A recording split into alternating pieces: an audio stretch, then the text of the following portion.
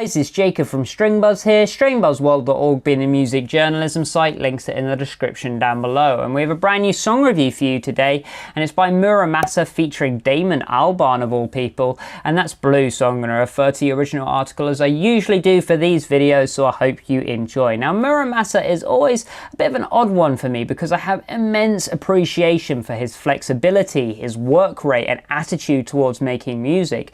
In his short career so far, he has made some decent house songs, some trap songs, some regular sort of pop generic type tracks, and some more experimental electronic type tracks as well. That's always something to really admire because it's a gutsy move to start off your career. However, I do find him a little bit hit or miss quite often, since he's made some of my favourite tracks of the month, of particular months, and worst tracks of those respective months as well. So shall we see what I thought of this brand new track? It's a difficult one for me to really make a judgment on because I'm a little stuck myself on what to really say about it.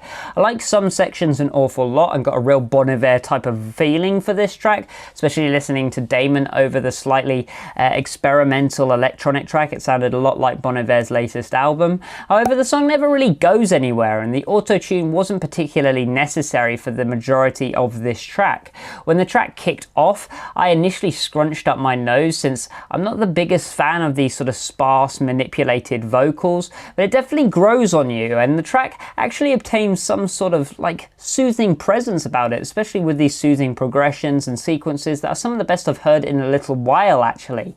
And what I'm trying to really say here is that for me personally, the track is a bit of a mixed bag that will clearly apply differently to each individual listening to it. Production wise, the track definitely has a fair bit going on, and usually this would fall under a bracket of what I don't really like when it comes to production cycles, modern production cycles, but somehow it worked really well for me here.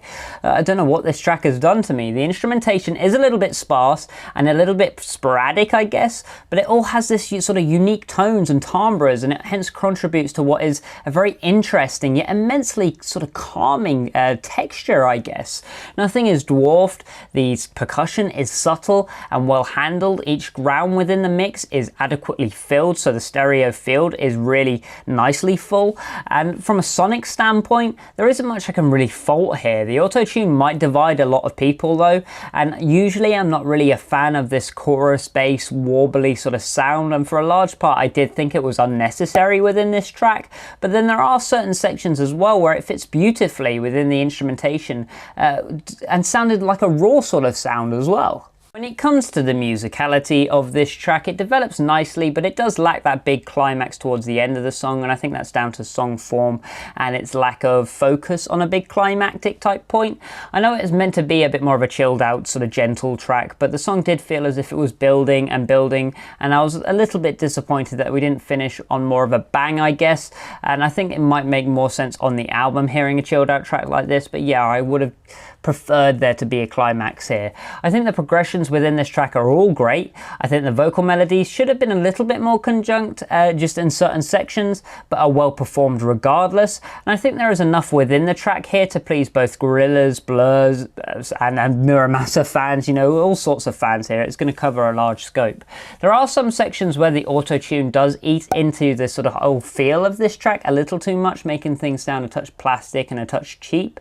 And admittedly, there aren't any harmonies in here at all, but even talking about this track right now, I'm sort of warming and growing more and more to it. Lyrically, the song might affect people a little bit differently. I thought the lyrics were fine at best, but there are a lot of rubbish lines in here which are just repeated until you grow bored of what is being said in the first place. The whole overall theme is a bit dire.